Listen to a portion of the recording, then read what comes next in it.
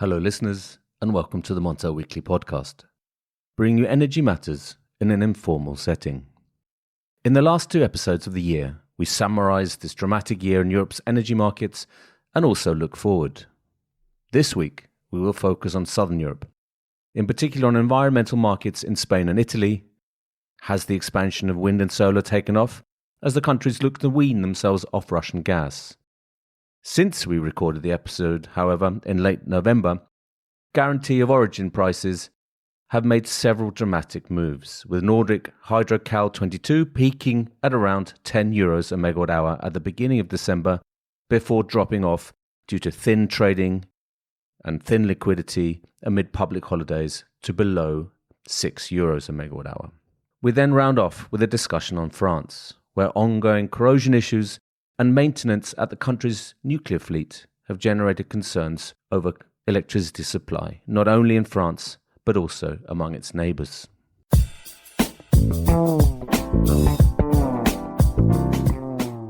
Joining me today to talk about environmental markets in Southern Europe are Rachael Burnett and Enza Tedesco.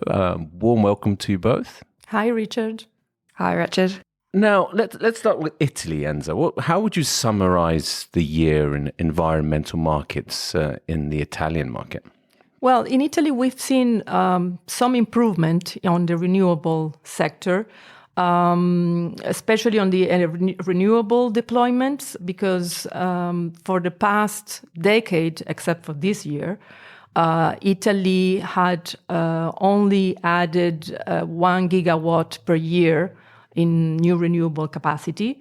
And this year, until September at least, we've already had 2 gigawatts. And that's thanks to certain changes in regulation implemented by the previous administration of Mario Draghi. Obviously, that's still not enough to meet the green targets by 2030, in line with the Fit for 55 targets at the EU level. In order to achieve that, Italy would need to build 70 gigawatts of new renewable capacity. And like I said, we are not even close to getting those 8 gigawatt per year, more or less. So we had a change in government this year in October. The new government, led by Giorgia Meloni, is outright supporting the energy transition, but mainly right now, because of the energy crisis, they're focusing a lot on the gas sector. So they're boosting national production, they're supporting all kind of new infrastructures on the gas side. But I have to say that the new energy minister, Pichetto Fratin, has repeatedly said that they want to accelerate the deployment of new renewable. In fact, those 70 gigawatts that we need to reach by 2030, he said he would accelerate the authorization process in 6 years instead of the 10 years that we needed. How is he planning to do that? That's not so clear. But what he's done so far is he has already hired more people on those commissions that need to assess all the permitting processes. So because the main problem of the lack of new capacity, new green capacity in Italy is linked to the slow permitting processes and very complex procedures, then that will be at least a start. There is a lot of hope also from the corporation side, because even Enel, which in late November held a capital markets day, where they outlined the strategic plan until 2025, they are targeting to build, in Italy specifically, over 4 gigawatts of green capacity. But the CEO specifically said that could really pick up if the new government implements new regulation that would streamline the processes, the authorization processes. So the report card would be like it's satisfactory but needs substantial improvement. Absolutely. Yeah, I would summarize it like that. Perfect. So Rachael, how about the situation in Spain? Well, I don't want to brag too much, but Spain's on track to add 5.9 gigawatts of renewable capacity this year, which is a big improvement on last year. We only had 3.7 last year. It was a bit of a slow year because of the COVID pandemic and problems to do with that. But things have picked up a lot, specifically in wind as well. We've seen a huge increase from less than 1 gigawatt last year to 1.9 gigawatts this year. So what's the reason for the improvement there then? It's to do with the pandemic being over and a kind of post-pandemic boom. Projects that were stalled are picking up. And so things are improving. There's also the hope that auctions might boost things in the coming years. But this year we had 2 auctions and they were both very undersubscribed. Not a lot of capacity offered was actually awarded. But the plus side to this is that the build out is still happening. The market is finding the solution. And what I've been told is that a lot of developers are going to PPAs or going to the merchant prices, which are obviously very high at the moment. And so with low prices at auctions are also a lot less flexible.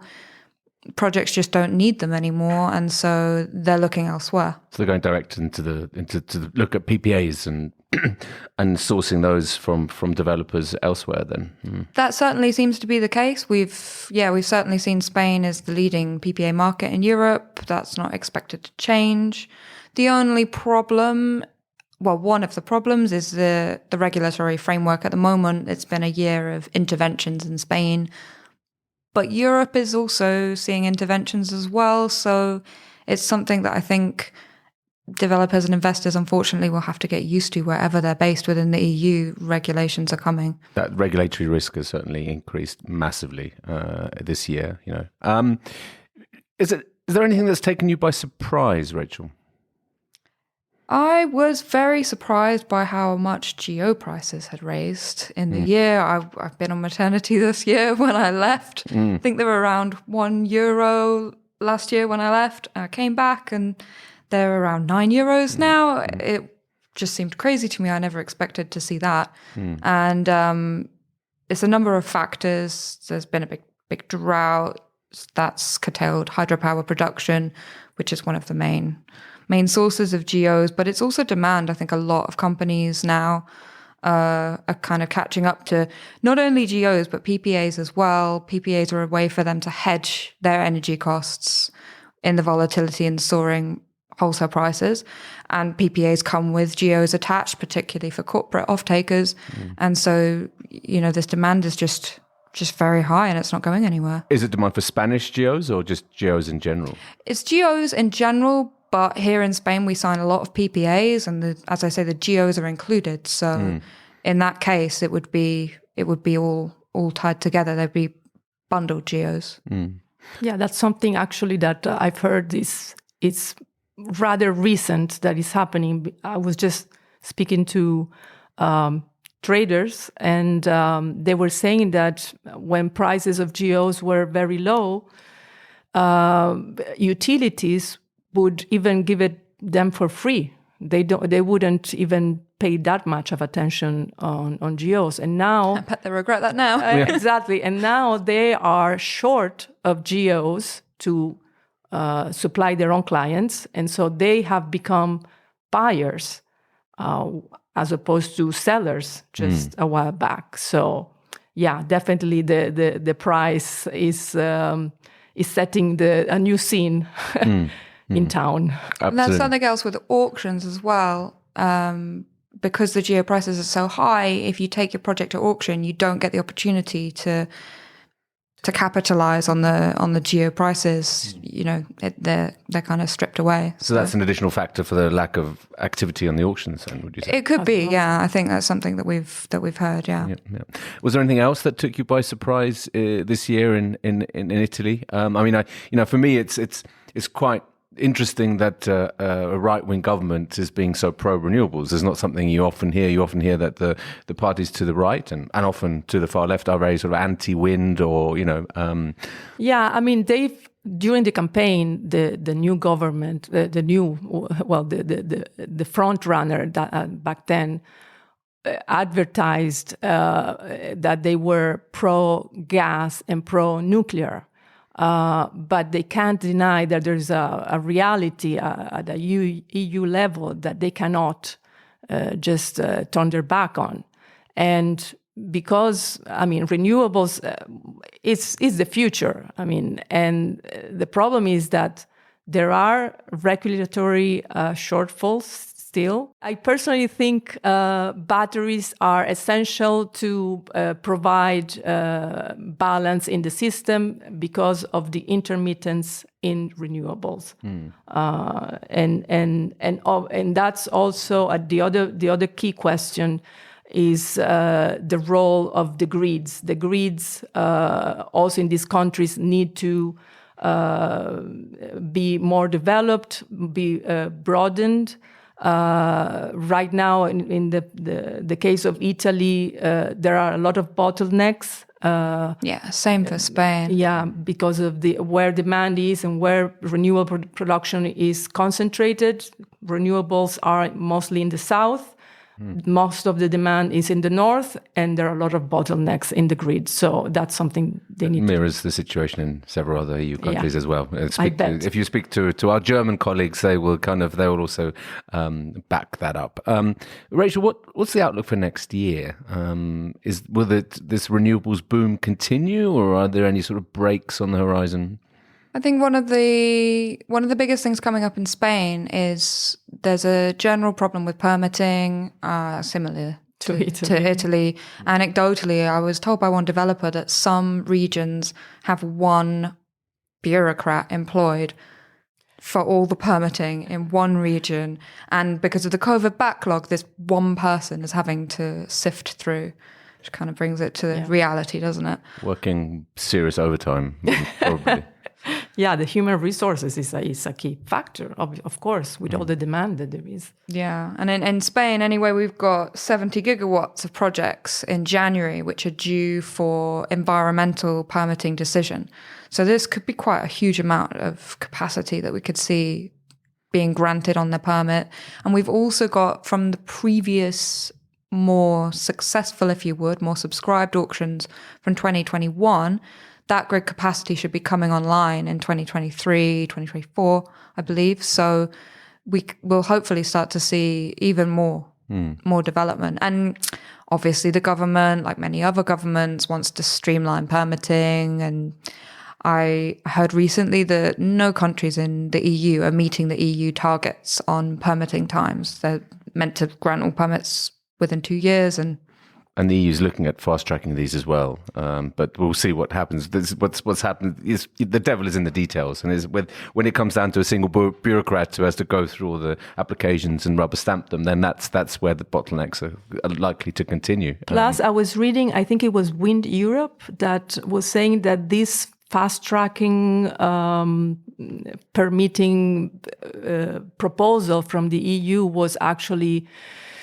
not ideal. I mean, it's welcome not to detailed enough. Yeah, because it's going to affect mainly the new projects, and there are a lot of projects already in the middle of all these lengthy processes. So you will lose a lot of that potential because it wouldn't apply to those already in the middle of the bureaucratic that's the question, process. Isn't it? Whether the projects are in a queue or whether new projects are going to jump the queue, as it Exactly. were. And I mean, I've got the figures from Wind Europe. I believe that was 80 gigawatts of wind in the EU waiting for permits, 22.5 in Spain. That's really huge. well. That's huge so numbers. if they could just clear that backlog, that's massive. Yeah. And that'd be a very easy and quick way to wean ourselves off Russian gas, and almost overnight.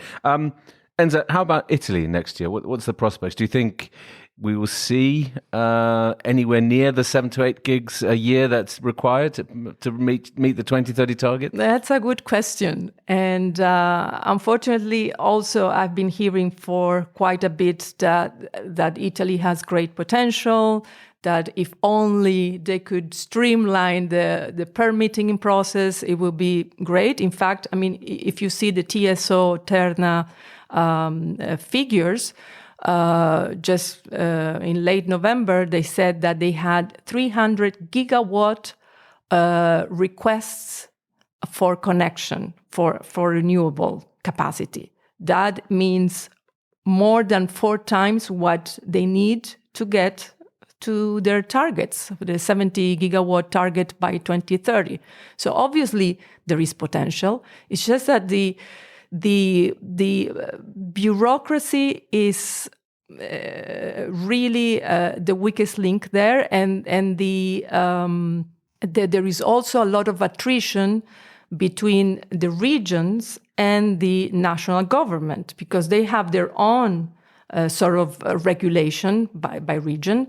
And many times what happened also with the Draghi administration was that whenever the region wouldn't comply with certain deadlines, they would take over and just authorize it and fast track and block the process, the approval of these authorizations.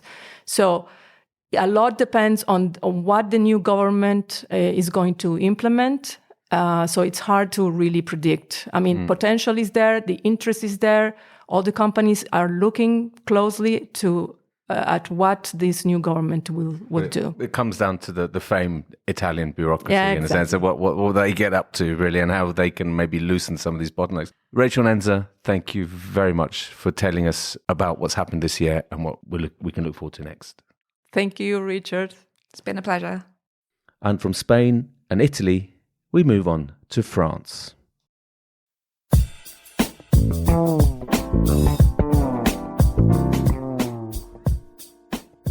In this second part of our overview of 2022 and a look ahead into 2023, we're in Paris, actually quite literally. So joining me, Richard Sversen, to discuss events in France this year and to gaze into the crystal ball to look ahead and talk about expectations for the coming months, Christopher Eales and Muriel Boselli of Team France. So a warm welcome to you both. Bonjour, Richard. Thanks, Richard. Hello. I think it wouldn't be an understatement to say this year has been quite eventful, Chris. Yeah, that would probably be an understatement, actually, because it's been, I don't know if we had a year like this, although actually we had the pandemic. So now we've got this. So it's been an extraordinary year. Yeah. So talk us through the main stories of 2022, Chris. We started out with re-election of Emmanuel Macron, and then his promise or giving us details about his nuclear renaissance plans, laying out plans to build 6, maybe more, new reactors and a massive increase in renewables planned by 2050. So that started out. Yeah. Then we had obviously the issues with the corrosion on France's nuclear fleet. That was a major. Those issues surfaced in autumn 2021, but by into the new year, people began to realize just how widespread the problem was and how many reactors were affected and what a huge impact, together with the maintenance delays caused by the hangover from the pandemic, that really started to hit on nuclear generation. And it's important to note there, isn't it, though, Chris, that this story was broken by Montel. Well, I don't know if we can say we broke the story, but we certainly pushed the story on. We certainly uncovered corrosion. We pointed out and we discovered that corrosion there was corrosion on more reactors than EDF was actually saying at the time. So we were finding information from various sources at plants and then releasing it, and then EDF eventually confirmed this. So yes, we were well ahead, and we did it was a good digging job. Good team effort. But this had a huge impact on EDF's generation and on their finances. So that's been a massive story. They lost 5.6 billion euros. 5.3 billion euros in the first half of the year. Other issues have been the launch of the nationalisation of EDF, with the government wanting to take full control of the energy direction in France and realising that they have to renationalise, turn the clock back, and take full control, take the 16% of the company that didn't already own, in order to give it some direction or to get their energy transition done. Couldn't happen otherwise. And obviously there's plenty of doubts about that. The finances have been precarious for a while. Yes, but the finances were the pandemic and these issues with corrosion, which cut so much generation, has been huge. And on top of that, in order to help customers and industrials cope with this situation of soaring prices, the government stepped in, massive state aid, and that costs money. And so, they've also had to increase the amount of power that EDF sells on its regulated rate, and that caused enormous financial losses for the company. Absolutely. So absolutely. But those are some of the issues. There's more. There's more, of course, and maybe Muriel would like to add. What you saw as the most. The most significant events of 2022. Yeah, well, of course, it's been, as Chris pointed out, it's been an extraordinary year for France, but obviously for Europe and the world, with the invasion of Ukraine by Russia, which took the world by surprise. And amid this chaos, France could have been the hero and proved to the world, and especially Germany, that the merits of nuclear energy to keep a lid on prices and secure supply of power to its neighbours. But alas for France, as Chris said, the gradual disappearance of Russian gas went hand in hand with the most serious nuclear supply crisis the country has ever experienced. So, as Russian soldiers were about to march on Kiev, the French nuclear industry unearthed that problem of corrosion, this problem so-called unprecedented by EDF, which has literally, forced EDF to predict it would only produce up to 285 terawatt hours this year, which is a cut of nearly 100 terawatt hours on last year. And this has meant that for the first time in its history, that France has become a net power importer. So not only is it not the hero it could have been by saving its neighbors, but it's put in the limelight the weakness of its all-nuclear policy. And we are, at the moment, we're heavily relying on our neighbors. We're relying on what we have criticized for years and years, the CO2-emitting coal power plants of Germany. So far, they've saved us from blackouts. And also, we've been relying on demand cuts. They've been very important, probably more important than anyone would have expected.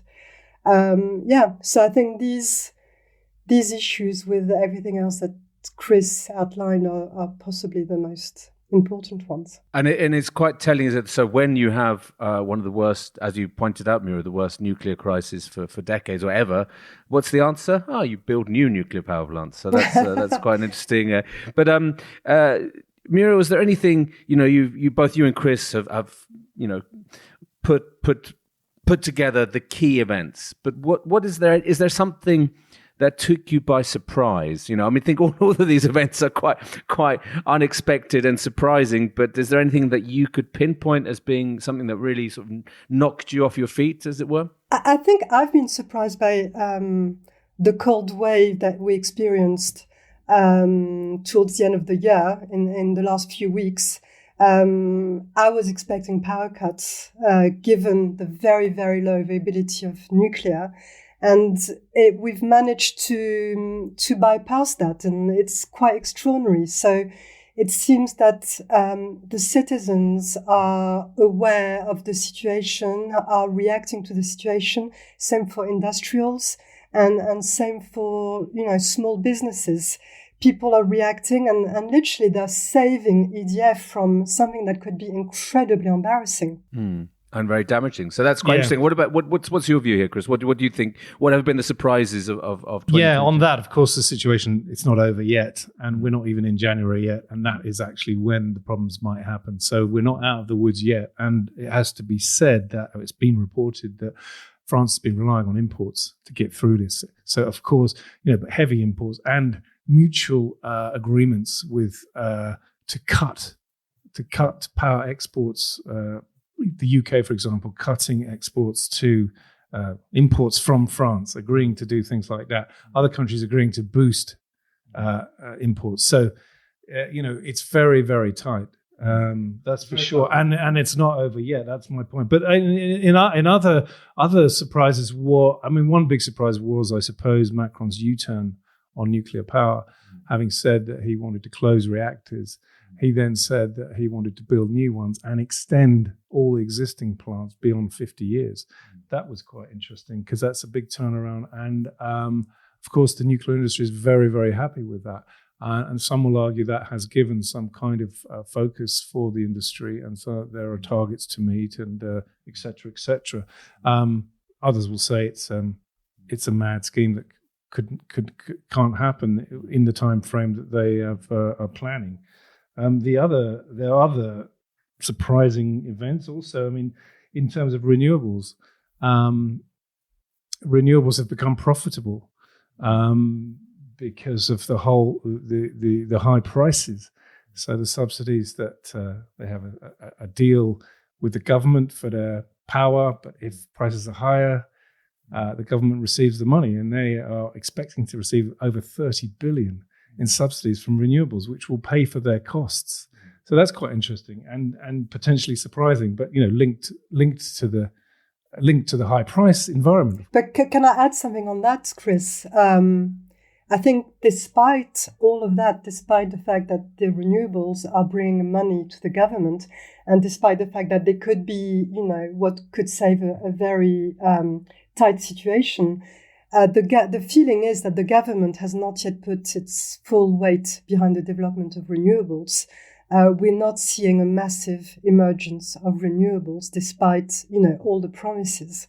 What we're seeing is a lot of talk around nuclear energy and the promise to build these new EPRs. The French government is putting forward a bill to speed up the development of renewable energy, but there is little political will to really do that. That there seems to still be in France, despite everything that we're seeing, this conflict between nuclear and renewables. This seems to be impossible to solve. But wait, can I just add?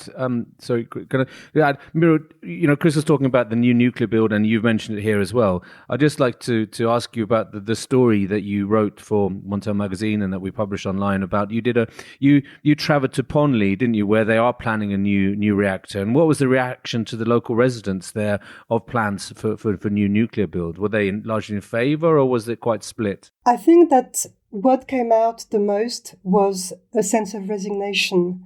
The population has lived through the build of two first nuclear reactors in the 1980s, with reactors starting operating in the early 1990s. And no one actually asked for their opinion.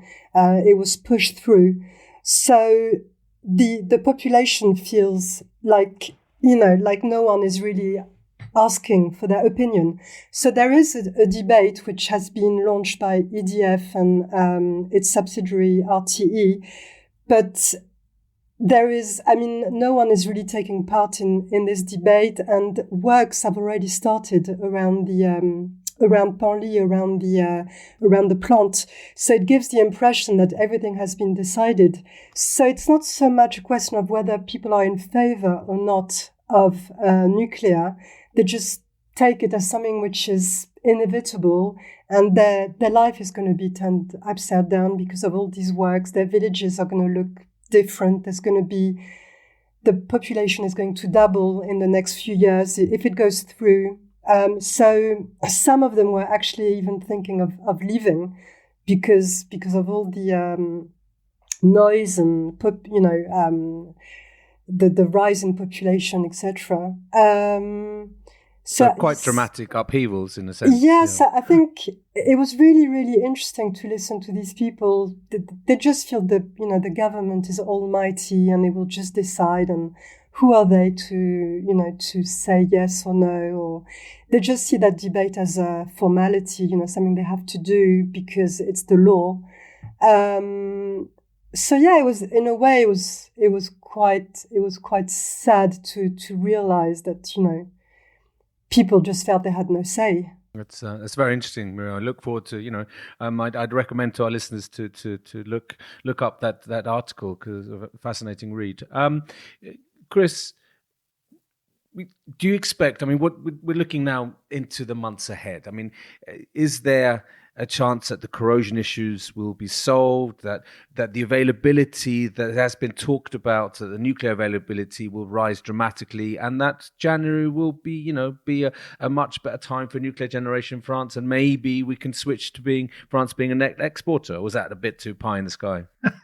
Isn't it funny that you say France being a net exporter is pie in the sky? That's so hilarious because France was notoriously, has been a net importer and, used to be a net exporter. But anyway, no, if you look at, it depends, whose forecast you look at. If you look at EDF's forecast, then yes, there'll be a ramp up in nuclear power in the months to come.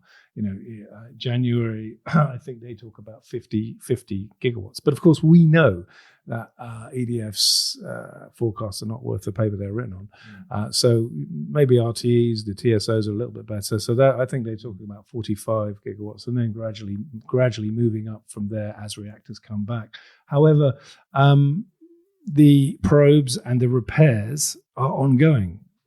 The corrosion probes and repairs are ongoing, and they seem to be coming up with new problems. There've been reported issues of problems with repairs to these elbows, which they are removing. And one newspaper reported this week that the replacements are actually corroded themselves. Which, if true, I haven't confirmed. I can't confirm that.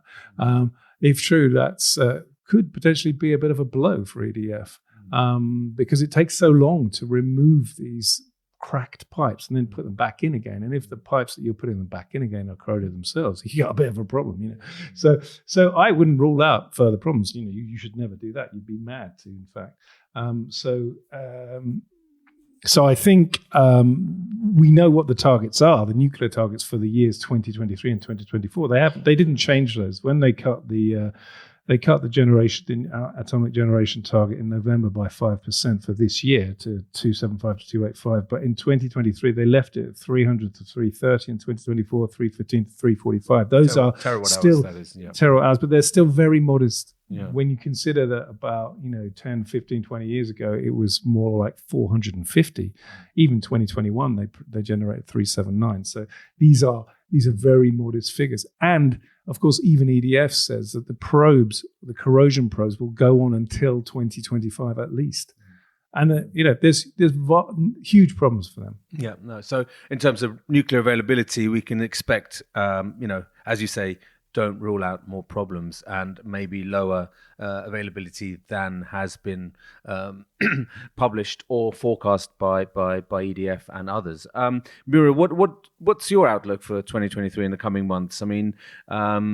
Do you expect, I suppose a lot hinges on the weather, of course, and in particular, do you expect the progress of that legislation to go through Parliament and to actually speed up the expansion of renewables in France? Yeah, well, these are the key issues, really. So yes, the big question on everybody's lips is whether or not there will be power cuts in January or February. It's hard to answer. A lot of citizens are suffering. I don't know about your kids, Chris, but kids at school are studying in very cold conditions. They have to study with their coats on and their hats on. How long can that go on? How long will they allow that? So it's going to be a big question. Are we going to succeed in going, in resisting in January and February? And the other thing to point out is that EDF is constantly about 3 to 5 gigawatts lower in its production capacity than it promises to be. We've been reporting that week after week. So EDF is consistently over-optimistic. We have to refrain from, we can't rely on EDF's predictions. And yes, as you said, Richard, renewables is going to be key. Will the bill manage to speed up installation of renewables in time? It's a big question. The text has been approved at first reading by the Senate. It's now being discussed at National Assembly. There's another, I think, 15 days of discussion. So we'll see in January what will happen. And also on the political aspect of things, I think there's an important issue coming up, which is the planning of a big reform on retirement that Macron is preparing. They were supposed to present it this week. It's been postponed to early January. But this, if it's opposed by all the big unions, so when they propose it, this could trigger huge strikes in the energy sector and general social unrest in the country. So I think this will be a key subject for the power sector as well. And then obviously... So listeners, you have been warned. Yeah. I think, that's very true. And the last time they tried to reform pensions in France, there was huge problems with the unions, with the energy unions in France. But there's also other issues where unions will have something to say about the restructure of EDF. That's a very big question after its nationalization. Nationalization doesn't necessarily solve any of the company's problems. What comes next? What are they going to do? And how are they going to get that past the unions? And how will they sort that company out? That's also very interesting. And as is the potential change to the regulation governing the sale of nuclear output. That's very, very important. And that's tied up with the restructure of EDF. So these are key issues as well. And hold on, there's a last point, I think, that is really key for 2023. It's going to be Flamanville, the EPR under construction in Flamanville, which is very, very delayed. Will it finally come through end 2023 as EDF has promised or not? Yeah, so that's a core significant issue there as well. It's one of the reasons why there isn't enough power in France at the moment. Because of Flamanville. Well, Muriel and Chris, thank you very much for being part of this review and outlook podcast at the end of the year. So yeah, thank you guys. Thanks, Richard. Thank you, listeners. That's it for our summary of 2022 and our outlook into 2023 from Spain, Italy, and France. Next week, we return with the same format, but this time looking at Norway and Germany and the fuels market. So listeners, you can now follow the podcast on our own Twitter account, aptly named the Montel Weekly Podcast. Please direct message any suggestions, questions, or, let us know if you think you have a good idea for a guest on the show. You can also send us an email to podcast@montelnews.com. Lastly, remember to keep up to date with all that's happening in energy markets on Montel News. You can subscribe on Apple Podcasts and Spotify or wherever you get your podcasts from. Thank you and goodbye.